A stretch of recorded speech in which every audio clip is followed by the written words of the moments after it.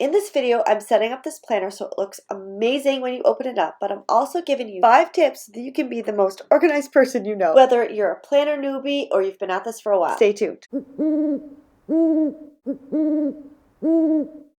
Hi there! Today's video is part 1 of a 2-part series. It's a series on how to plan for beginners. Now, just because you've been planning for a while, don't hit stop, don't go watch another video just yet, because I'm sure the things that you can pick up even if you've been planning for a while. Okay, so this first video is going to be how to set up your planner for success. So it's sort of the basis and the foundation for your planning. And then next week we'll get into actually planning and putting the tasks and things into your planner and working from that. And as you can tell, my voice is still a little croaky.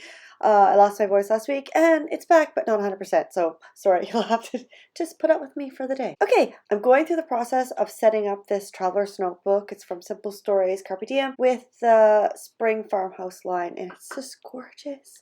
I love these colors, I love these patterns, all the gingham and the flowers. Okay, let's get into it. Now, obviously, you don't need to decorate your planner to be able to plan, but it is a really great bonus. And there's 2 main reasons why I like decorating. One, it's a little bit of creative me time for me that I can take out of my day and do something for myself, have a little fun with some paper and stickers, and have something really pretty at the end. That pretty thing is the second reason, because if you have a planner that's super pretty, every time you open up, it's going to make you smile. And I find that really motivating to have a pretty planner telling me what to do. It's really motivating so that I can get everything that I want done on my to-do list, on my dream list, and really plan out a life that I love. The first thing that I'm setting up here is the inserts that will go into my TN. Now, you can either divide up these inserts or use each insert as a different section. If you're just starting, I suggest that you just go with one section per insert just to simplify things. You can go a little bit more complicated as time goes on,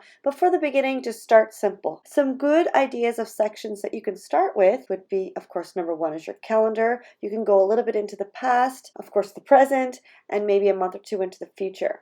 Another one could be your master to-do list, all those adulting things that you need to get done, plus the wish list, like you want to redo your bathroom or other things, and maybe future dreams, all that kind of stuff. The things that you need and want to get done. Number 3 could be shopping list. Number 4 could be a meal planner along with your favorite recipes. A 5th one could be a journal or notebook.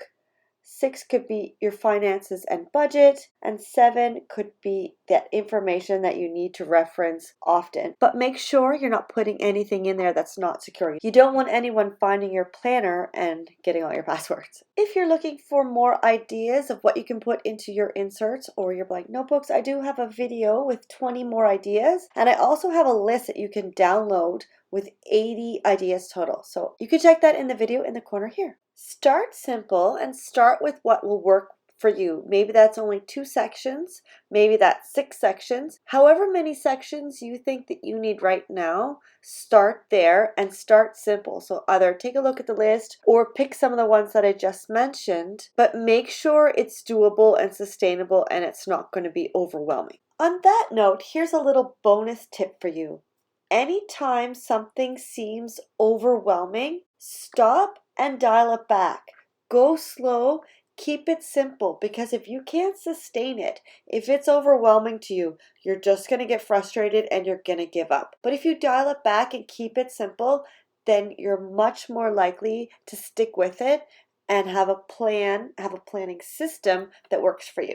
Okay, so let's have a peek at these insert covers. Now, when you flip open your planner, you're going to see your insert covers really frequently, like almost every day as you open your planner, there it is. So it's really a good idea to have something on the front cover of your insert that's going to motivate you. So for this setup, what I'm doing is I'm adding different quotes to the front of each of the inserts, and this collection is really good for that. It's the Spring Farmhouse collection from Simple Stories, and there's all kinds of different little motivational quotes or phrases to get you going, get you organized, and get you moving.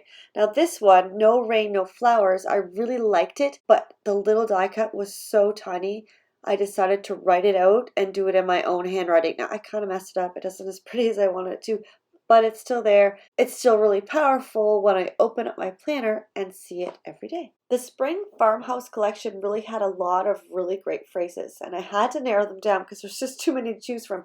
But some of the other ones that I really liked where happiness blooms from within. It's your time to bloom. And also plant smiles, grow laughter, and harvest love. They're all really cute and really motivational. You can find a quote or phrase online or pick a quotation from your favorite book. Anything, the sky's the limit. Whatever you would like to put on the front of your inserts to get you motivated every day works just great. Once the inserts are done, you're going to work on getting them into your planner. I'm just adding 3. You can add whatever that you need for yourself to plan. And then we're going to go on to the monthly spread. Now, I've done this last week when I lost my voice, so I'm going to link you up to that video now and you can go watch that.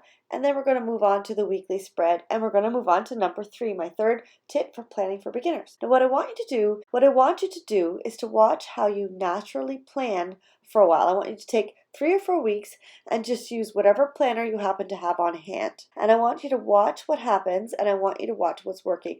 And it is actually easier to adjust the planner that you're using than to completely change your habits and like the way your brain works to fit a planner that was probably made for someone else. Now, I know it's really hard to find, the unicorn planner, the planner piece and all that stuff, but I think it's actually easier to do that than to change habits that you've had instilled in your brain probably since birth. You can slowly adjust the planner to suit your needs, or you can go out and find one as you do your research. But having planned the way your brain naturally plans for 3 to 4 weeks minimum will make that process a lot easier once you get there. If there's some method of planning that you've discovered along the way that you'd like to incorporate into your own planning system, then that's great, but I don't try a whole bunch at once. Go slow, make one change at a time, one habit at a time, and once that method is instilled, once you can do it with your eyes closed, then move on to the next change. My favorite thing to plan every week is my tip number 4. I want you to schedule in time to decorate and schedule in time to plan. You can do these at separate times during the week, or you can do them one after the other, but just make sure that you leave yourself enough time to get them done, because it's so much fun to have a planner that's pretty. And of course, if you don't take the time to plan, then it completely defeats the purpose of this whole planner addict obsession thing, right? And you can decorate first or plan first. There really is no wrong way. Just do whatever makes you happy. Now, my last tip, tip number 5, may be the most difficult to implement. It's because I want you to look for what's working. And it's really hard sometimes to figure out what's working. It's usually the squeaky wheel that gets the grease. We always complain about what's not working, and that makes it really hard to see what is actually working. So what I want you to do is to really be aware of what's working so that you can do more of that. Okay, my voice is getting really croaky, so it's good that we're getting close to the end. Okay, so some examples of things that are working could be that you really like the way this certain pen works with the paper of your planner. Or maybe you're enjoying using the weekly spread compared to a monthly spread. Or maybe you're vertical versus horizontal. It doesn't matter what it is. If it's working for you, note it down and keep doing more of that. Okay, so like I said, this is part 1 of a 2-part series. Next week, we're going to get into the actual planning, how you're going to arrange all those different tasks and things into your planner to get the most done in your day. So make sure you're subscribed so you don't miss a thing. And if you hit that notification bell, you'll be the first one to know when that video comes out, so you can plan your day, get in there, be motivated, be organized, and really plan your dream life. So the planner's all set up and ready to go. Here's a little flip through so you can see everything I've done in this video. Okay, now don't forget to go watch that video where I show you all the ideas to put into your TN inserts. If you haven't watched that already, let me know in the comments below how long you've been planning. Give me a big thumbs up. Have a fantastic day and happy planning.